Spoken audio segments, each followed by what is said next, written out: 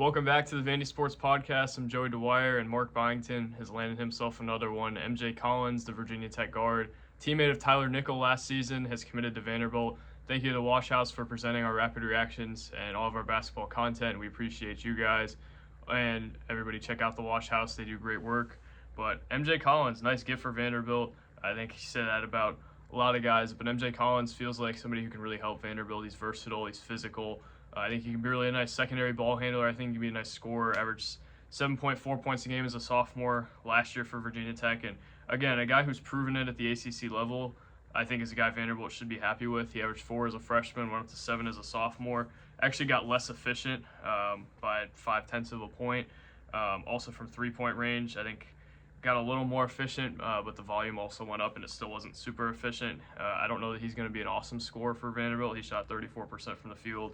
Both of his seasons at VT, he shot 28% from three-point range on 1.4 attempts. So I think there is some capability there. I think he can really get to his spots at times. I think he's capable at all three levels, especially around the basket. I think around the basket's where he's really going to thrive. I think he can score it in the mid-range a little bit, but I don't know if he's a great catch-and-shoot guy. I don't know if he's a guy that you're really looking for a 3-4 late in the clock, but I do think he's capable at all three levels, and I think that's going to translate to good results for him scoring. I think he scored in double figures.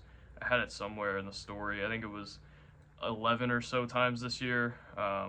11 of Virginia Tech's 32 games he scored in double figures. So again, not going to be Ezra Manjon offensively. He's not going to probably be your alpha offensively or anything of the sort, but I do think he gives you some nice flexibility in the backcourt.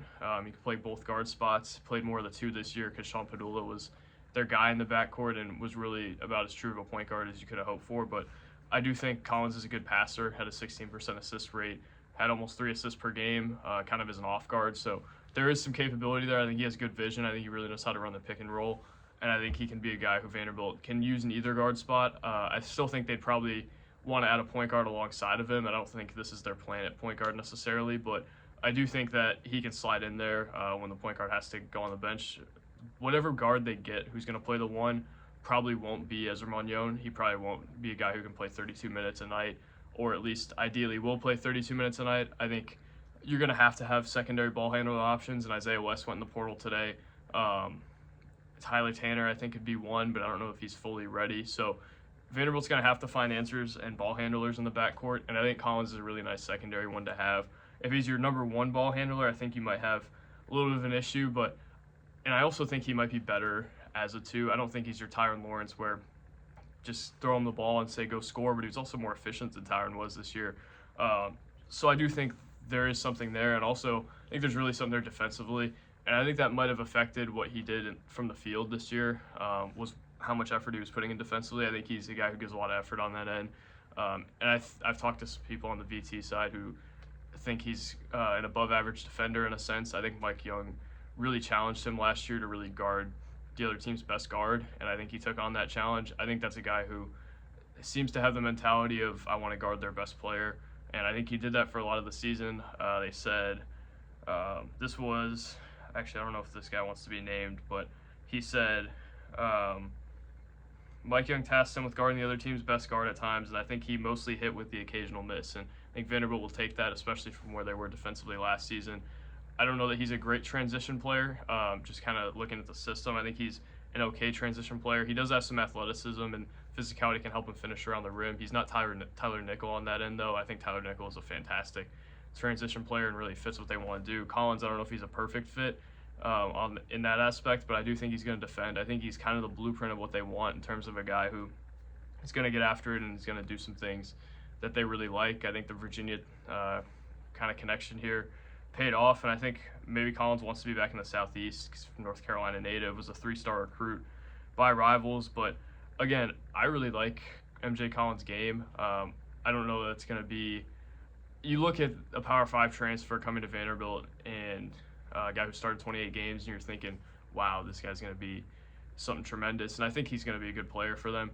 I don't know that I'm like jazzed about it. I think I'm a little higher than Nickel than I was when I found out they landed Collins. But again, a guy with 2 years of eligibility who's becoming an upperclassman will probably take a leap, will probably take a bigger role on. and a guy who gives them a lot of flexibility in the backcourt, a guy who does a lot of things well. I think you're always going to benefit from having a guy like that. Now, if they're playing at point guard is MJ Collins, I don't know that I love that. If they're playing for their number one scorer is MJ Collins, I don't know that I love that either, but I do think he's a really nice piece for them, and I do think he could step into being a better player, or at least a more efficient player than he was last season, especially if they can get some other guards to kind of complement him defensively and take some pressure off of him defensively. Virginia Tech was all right last year, and I think they really struggled with their guard depth, so a lot of it was put on Collins when maybe it shouldn't have been, which I think was a good thing for his long-term development, just that he could be able to step into a bigger role down the stretch, and I've heard that he got better throughout the course of the year, and I think his stats do reflect that in a sense. I think he was better defensively as well from what I had heard, but had 15 points in their NIT game, shot 50% from the field, 4 for 6 from 3 in that game. And another thing I want to bring up too before we kind of look more into his individual history, maybe the biggest thing that I like to see from him is that, so you look at the three-point percentage, not great, right?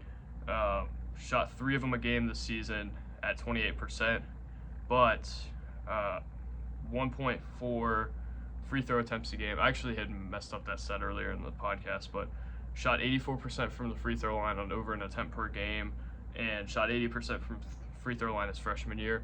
So that's generally an indicator that you can improve your three-point percentage, is that your free throw percentage is taking a step forward. So again, if you're looking for optimism that he can improve as a scorer, and I think there's a lot of reason to have optimism that he can improve as a scorer. He improved his volume, and his efficiency was comparable.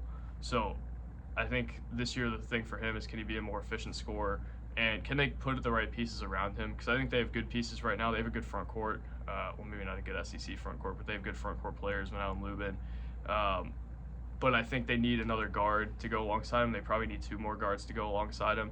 Maybe Tyler Tanner's better than we think. And I think he's going to be a good player. I think Karis Ball is a good player too. But you probably want 1 more veteran guard at least, maybe 2, to kind of take some of the pressure off some of the younger guys. Collins, I think, is a nice piece to add, but should not be the guy carrying your team on a nightly basis. So what can Mark Byington build around him?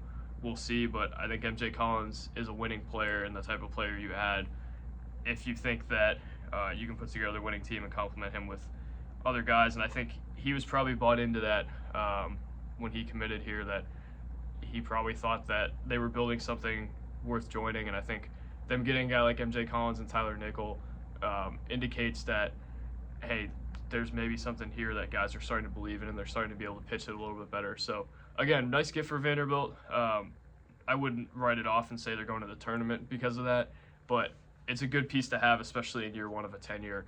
I think a good program type player, a good identity type player, and a guy that's going to help Vanderbilt out down the stretch. The efficiency, obviously, a concern for me, but I do think there's enough of an offensive skill set there. I think the free throw percentage is indicated that maybe there can be a step in efficiency there as well. So thank you guys for watching. God bless. And Billy and I think maybe Luke, probably just me and Billy, will be on the Thursday pod tomorrow, or the Wednesday pod. Sorry, it's late. And we'll talk more about this then. So tune in. Thank you guys for watching again. God bless. Peace.